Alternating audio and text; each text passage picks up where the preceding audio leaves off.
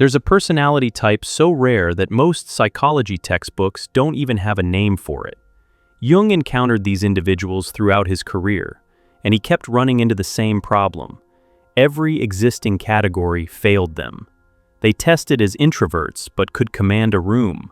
They scored high on empathy scales but had a ruthless edge that confused every therapist they'd ever seen. They fit nowhere and everywhere at once, and the psychological establishment had no idea what to do with them. Jung started calling them something privately in his notes. He referred to them as empaths who had survived their own empathy, people whose sensitivity hadn't just endured, but had been pressure-forged into something altogether different. A perceptual capacity so unusual that it changed how they moved through every room, every relationship, every conversation they'd ever have. The modern term floating around is super empath, and while Jung never used that exact phrase, what he documented maps onto it with unsettling precision. Here's what makes this personality type so difficult to identify. The signs don't look like what you'd expect. They don't look like sensitivity. They don't look like softness. Half the time they look like contradictions. Someone who feels everything and yet can walk away from almost anyone. Someone who reads a room in seconds and chooses to say absolutely nothing about what they see.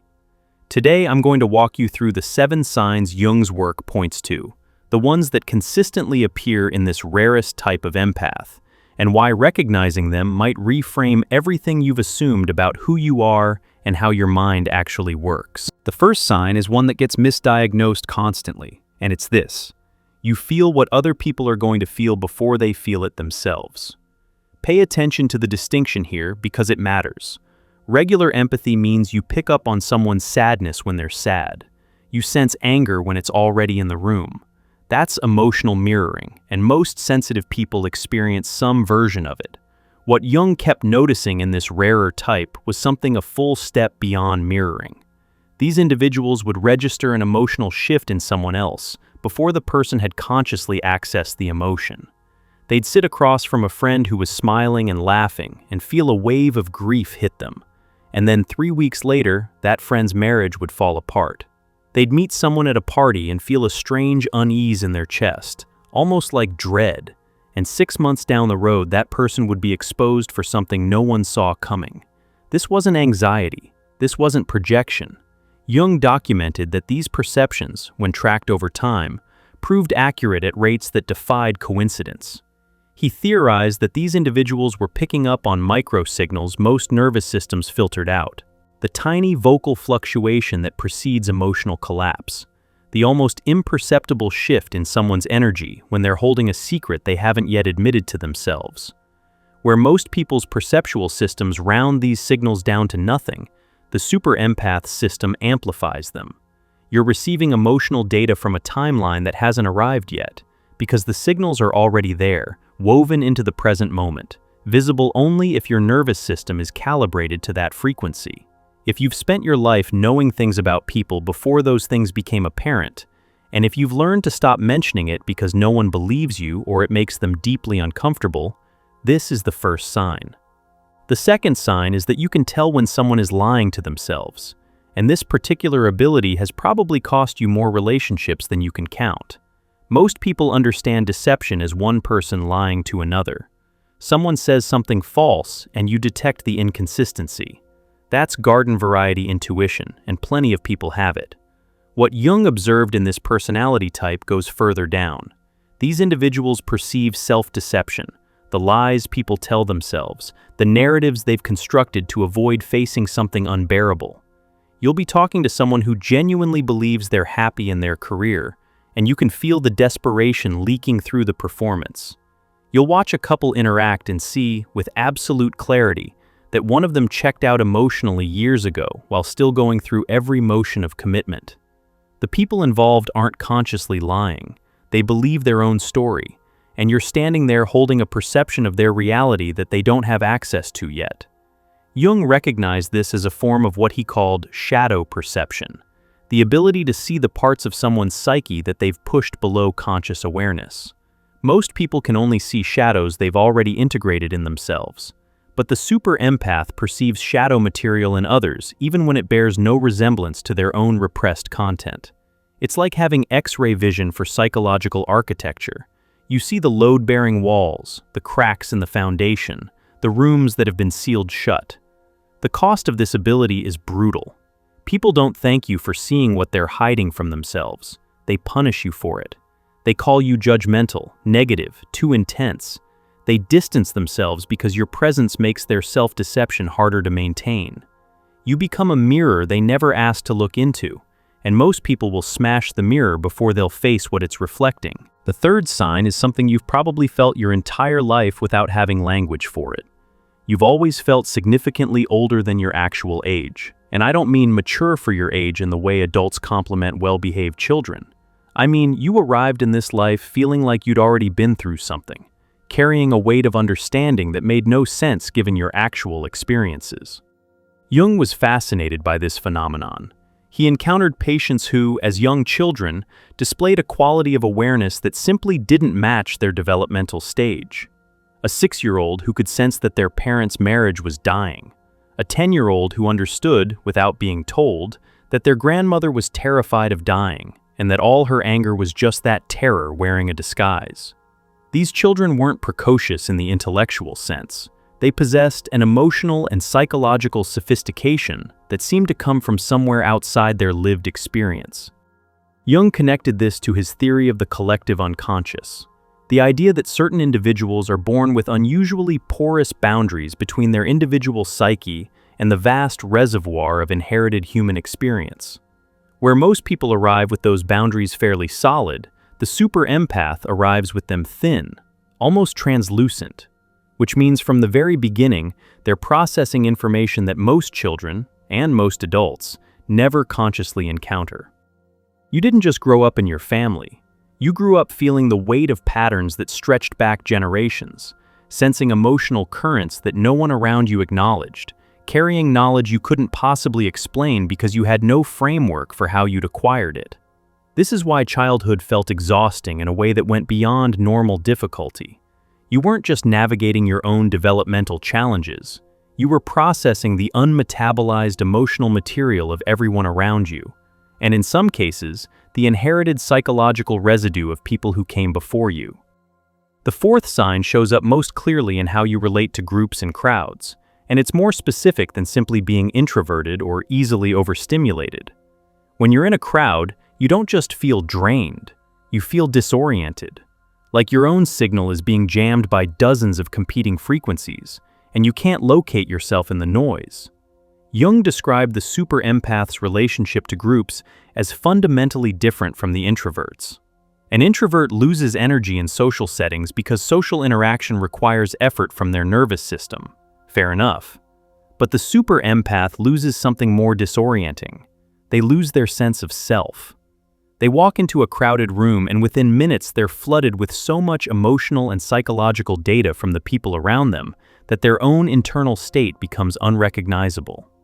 Am I anxious right now? Or is that the woman next to me? Is this sadness mine? Where did this sudden irritation come from? It's the experience of being a single instrument trying to play in an orchestra where every musician is performing a different piece simultaneously. You can hear all of them. You can feel all of them, and your own melody gets swallowed in the chaos. This is why super empaths often develop what looks like antisocial behavior, leaving events early, avoiding gatherings, choosing solitude with an almost religious consistency. They're not avoiding people, they're protecting their ability to hear their own signal, because in the presence of too many others, that signal disappears entirely. Jung noted that these individuals often developed sophisticated coping strategies without realizing it. They'd position themselves near exits.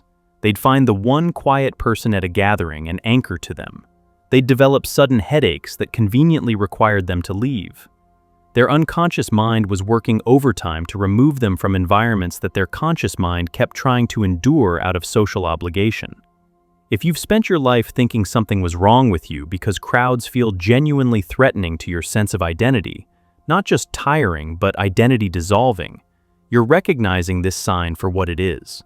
And if this is resonating with you so far, If you're starting to recognize your own experience in what Jung observed about these individuals, you might want something to work with beyond just understanding.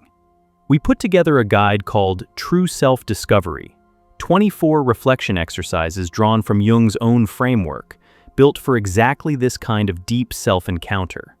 If you're ready to take what you're recognizing here and sit with it on your own terms, the link is below. Worth a look.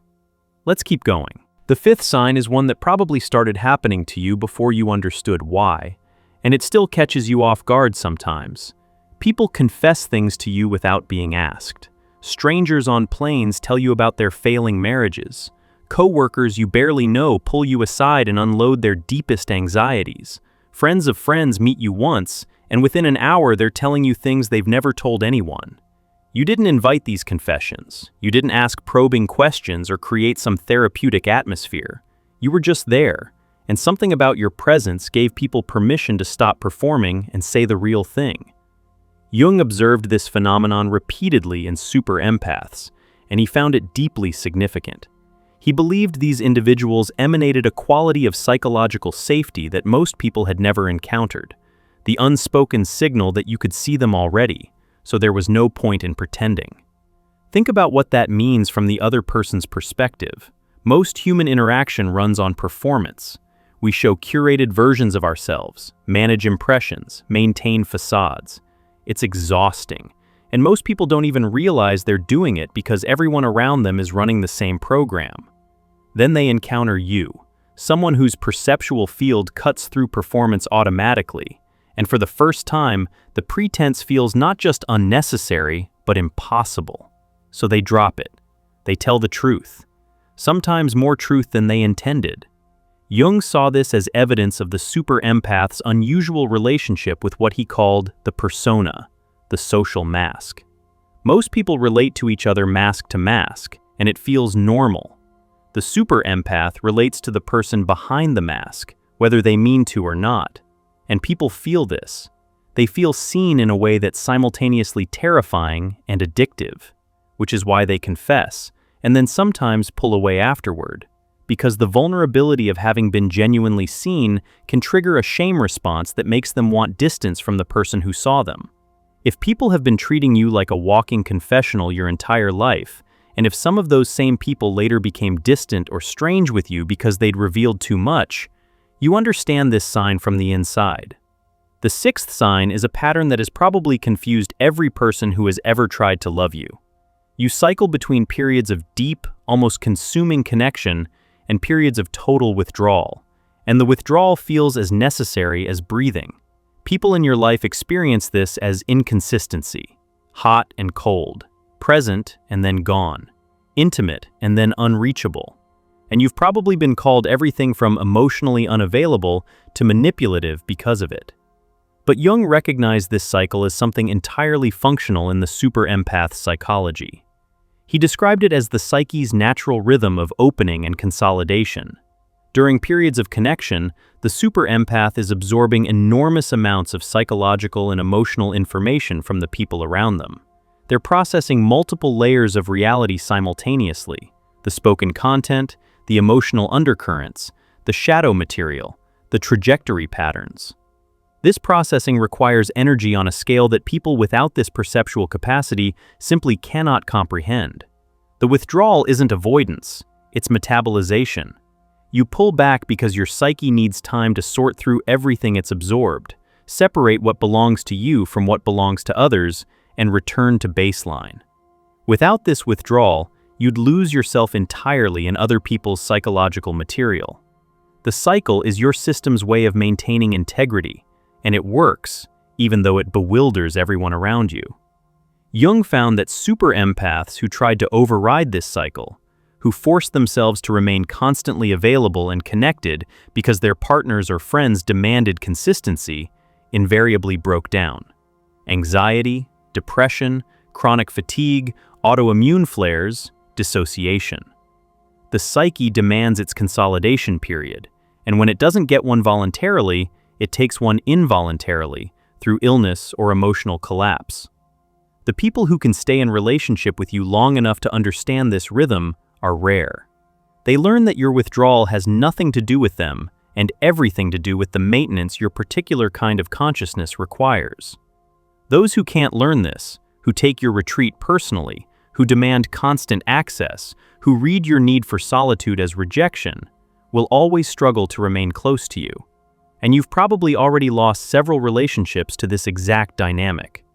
The seventh sign might be the most telling of all, because it captures the central paradox of this personality type in a single observation. You have been told, often by the same people, that you are simultaneously too much and too distant, too intense and too detached, too emotional and too cold. The contradiction makes no sense to anyone who says it. They just know that being around you activates something they can't quite categorize. Jung would have recognized this immediately. The super empath exists in a psychological space that most people have no reference point for. When you're engaged at a depth that overwhelms people who are accustomed to surface-level interaction. Your attention has a quality of totality to it. You listen with your entire nervous system. You perceive layers they didn't know they were broadcasting. Being on the receiving end of that kind of attention is intense, in a way that makes people feel simultaneously deeply seen and uncomfortably exposed. Then when you withdraw, when the consolidation cycle kicks in, or when your discernment identifies someone as unsafe, or when you simply need to return to your own signal, you become genuinely unreachable. The same warmth and depth that overwhelmed them vanishes so completely that they feel abandoned. The contrast is shocking, because most people exist in a moderate middle ground of emotional availability. You don't. You're either all the way in or all the way out, and the swing between those poles disorients people who've never encountered a nervous system that operates this way. Here's what makes this paradox even more confusing for the people around you. Both states are completely authentic. You're not performing intensity when you're connected, and you're not performing coldness when you withdraw. Both are genuine expressions of how your particular consciousness operates. But because most people can only understand emotional availability as a steady, moderate hum, your oscillation between full engagement and complete retreat reads as inconsistency, mixed signals, or emotional instability. Jung documented that this paradox created a specific kind of loneliness for the super empath. You know you're consistent. Your operating system just has a wider range than most. But explaining this to people who experience your range as contradiction is almost impossible. They want you to pick one mode and stay in it. Be the intense, deeply connected person all the time, or be the detached, self-contained person all the time. The fact that you're both, that both are real, that neither is a performance, this breaks the way most people understand personality. And so they decide you're complicated, difficult, confusing, when really you're just operating at a bandwidth they've never encountered. Now here's what matters about all 7 of these signs taken together, because individually they could point to several different psychological profiles. Plenty of anxious people feel others' emotions. Plenty of insightful people detect self-deception. Plenty of introverts need solitude. What makes the super empath distinct in Jung's framework is the convergence.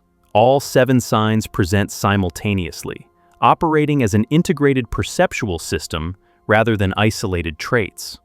Jung observed that the super empath's abilities weren't random sensitivities bolted onto an otherwise normal psyche. They formed a coherent architecture. The predictive emotional sensing, the shadow perception, the inherited depth, the signal overwhelm in crowds, the confession magnetism, the connection withdrawal cycle, the too much and too distant paradox. These aren't separate quirks. They're different expressions of a single underlying difference in how consciousness is structured. And that difference, according to Jung's framework, traces back to an unusually permeable boundary between the conscious mind and what he called the collective unconscious. Where most people have a thick wall between their individual awareness and the vast ocean of shared human psychological material, the super empath has something more like a membrane. Information passes through in both directions with far less resistance, which means you receive more, perceive more, process more, and carry more than the average person's psychology was ever designed to handle. This is why Jung considered this personality type simultaneously gifted and burdened. The permeability that gives you extraordinary perception also exposes you to extraordinary strain. You're running more data through a system that has the same basic hardware as everyone else. Your processor isn't faster, it just receives more input. And managing that input without being destroyed by it is the central psychological challenge of your entire life. Jung found that super empaths who didn't understand their own operating system almost always ended up in one of two traps. The first trap was complete identification with their sensitivity, making their empathy their entire identity, becoming the healer, the helper, the one who feels everything for everyone. This trap looks noble from the outside, but it burns the empath to ash from the inside, because they're using their perceptual capacity to serve everyone except themselves. The second trap was complete shutdown, so overwhelmed by the volume and intensity of what they perceived that they built walls thick enough to block everything. These super empaths looked cold, detached, sometimes even narcissistic to outside observers. But underneath the walls, the perceptual system was still running at full capacity. They'd just imprisoned themselves to survive its output. The path Jung pointed toward was neither total openness nor total shutdown. He described something closer to a conscious relationship with your own permeability, learning to modulate how much you receive without losing access to the capacity itself. Think of it as the difference between a radio with no volume control, blasting every station at maximum, and a radio you've learned to tune deliberately. The frequencies are still there, you can still access any of them, but you choose when to listen, how loud, and for how long. This kind of conscious management requires something most super empaths resist: accepting that your perceptual abilities exist primarily for your own navigation. They developed, whether through childhood necessity, inherited psychological architecture, or some combination Jung himself couldn't fully explain, to help you read reality with unusual accuracy. That accuracy is yours. It's your compass, your protection, your way of moving through a world that operates at frequencies most people can't detect. The moment you start treating these abilities as obligations, as proof that you should be healing everyone, absorbing everyone's pain, serving as the emotional processor for every person who stumbles into your orbit, you've betrayed the system's purpose. And the system will let you know, through exhaustion, through illness, through the slow erosion of everything that makes you who you are. If you're sitting with all of this and feeling like someone just described the operating manual you were never given, that recognition itself is telling. Most people hear these 7 signs and relate to 1 or 2 of them in passing. The super empath hears all 7 and feels their chest tighten, because they've never encountered a description that captured the full scope of what they experience daily. The relief of recognition and the grief of realizing how long you've been navigating this without a map, those 2 feelings arriving simultaneously is its own kind of confirmation. Jung believed that the super empath's path toward wholeness required a specific kind of courage. The courage to stop apologizing for the depth of your perception, to stop shrinking your awareness to make others comfortable, to stop treating your withdrawal cycles as character flaws, to stop explaining yourself to people whose nervous systems will never operate the way yours does, and who will therefore never fully understand what you're describing, no matter how carefully you explain it. This doesn't mean isolation, it means selection, choosing with fierce intentionality who gets access to your full presence and who encounters only the surface layer you've learned to maintain for ordinary interactions. Most people get the persona, a small handful, the ones who can hold the full bandwidth of who you are without flinching, get the real thing. And that, if you're wondering, is what you've been building toward your entire life. A way of existing that honors the extraordinary perceptual system you carry without letting it consume you. A life where your depth is an asset instead of a wound, where your ability to see what others miss becomes the foundation of every meaningful decision you make, about work, about love, about how you spend your limited energy and who deserves a seat at the table of your actual, unperformed self. If this hit close to home, closer than you expected, then sitting with these recognitions might be worth more than just watching another video. Our guide, True Self-Discovery, was built for exactly this kind of moment. 24 Jungian reflection exercises designed for people who are ready to stop guessing at who they are and start working with what's actually there. The link is below. Click it if you're ready to stop just recognizing yourself and start understanding yourself.